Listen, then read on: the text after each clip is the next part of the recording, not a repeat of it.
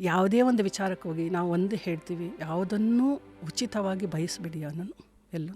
ಎಷ್ಟೊಂದು ಜನ ಪ್ರತಿಯೊಂದನ್ನು ಫ್ರೀಯಾಗಿ ಅಂತಾರೆ. ನೀವು ಒಂದು ಇಲ್ಲಿ ಹೇಳೋಕ್ಕೆ ಇಷ್ಟಪಡ್ತೀವಿ, ದೇವಸ್ಥಾನಗಳಲ್ಲಿ ಹೌದು ಅಲ್ಲಿ ನಡಿಬೇಕು, ಧರ್ಮ ಮಾಡಬೇಕು, ಎಲ್ಲ ಮಾಡಬೇಕು, ಕರೆಕ್ಟು. ಏನಂತಾರೆ, ಪ್ರಸಾದ ವಿತರಣೆ ಮಾಡ್ತಾರೆ, ಪಕ್ಕದಲ್ಲಿ ದೇಣಿಗೆ ಬಾಕ್ಸನ್ನು ಇಟ್ಟಿರ್ತಾರೆ.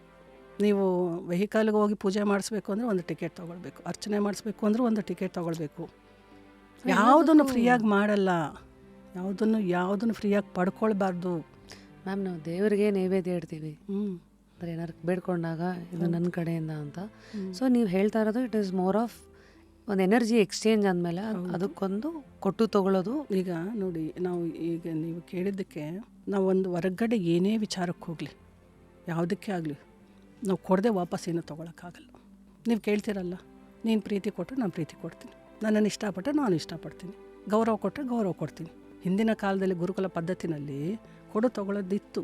ಗುರುಗಳಿಗೆ ಕೊಡ್ತಿದ್ರು, ಏನು ಅವ್ರಿಗೆ ದಿನನಿತ್ಯಕ್ಕೆ ಬೇಕಾಗಿರ್ತಕ್ಕಂತಹ ಆಹಾರ ಸಾಮಗ್ರಿಗಳನ್ನಿರ್ಬೋದು, ಹಸುವನ್ನು ಕೊಡ್ತಕ್ಕಂಥದ್ದಿರ್ಬೋದು, ಅವ್ರು ಏನು ಬಯಸ್ತಾರೋ ಅದನ್ನು ಆ ರೂಪದಲ್ಲಿ ಕೊಡ್ತಾಯಿದ್ರು. ಯಾವುದು ಉಚಿತವಾಗಿ ಎಲ್ಲೂ ಸಿಗಲ್ಲ.